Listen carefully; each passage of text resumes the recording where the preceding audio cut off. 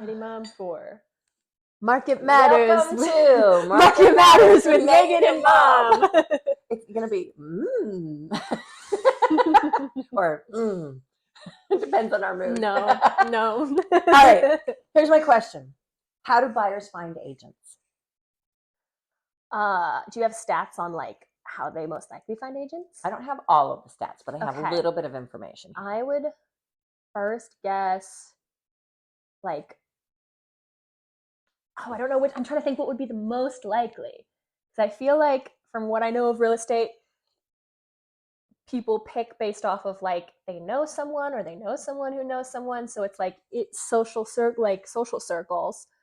But I would guess other than that potentially like relo companies or like internet, like homes.coms and stuff like that, giving referrals. So I don't have the number here, but I heard it in a podcast, and I think it's over 50%, but closer to like the 50% range. Get a referral from a friend or a colleague or a family member or someone like someone who said, I've worked with this person. Mouth. Yeah. 36% found their agent online. That's the highest it's ever been. Actually, it says it's double since 2018. I'm curious if that answer includes like social media. Like includes like is it because I feel like finding an agent online through something like Zillow or homes.com is different than finding your agent online through like Instagram or Facebook. Right. Well, it said that in 2018 only 15% found their agent online, and now it's 36%. So that's more than double. Yeah. In 6 years.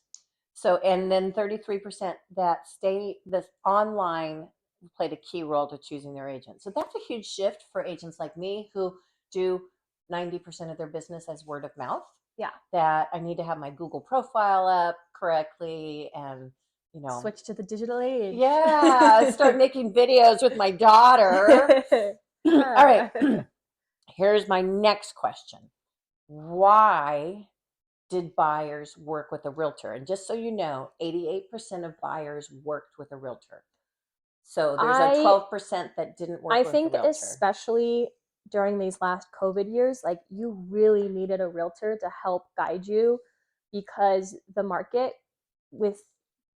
since COVID, it's starting to, settle, but it just got so crazy that people were, even with a realtor, people were losing out on houses, like house after, like buyers were, really getting disappointed because it would be like, okay, you go through all this emotional labor of like, do I want this house? And then, do I, and you finally write an offer. And then it turns out 5 other people have written offers and you didn't get it. And you go through that more than once. Yeah. So according to the stats I wrote down, 50% people thought they needed a realtor to help connect them and find them a home. So that would be true. 13% thought to negotiate the terms of the contract, not just the price, but the terms. 12% wanted the price negotiated. I guess that's interesting. There's 2 different questions. But Mom, you forget this is national. I know. And then this says 7% wanted help with the paperwork. But then this article I have here in front of me says that 63% of buyers ranked organizing and submitting the paperwork as the most valuable service an agent can offer.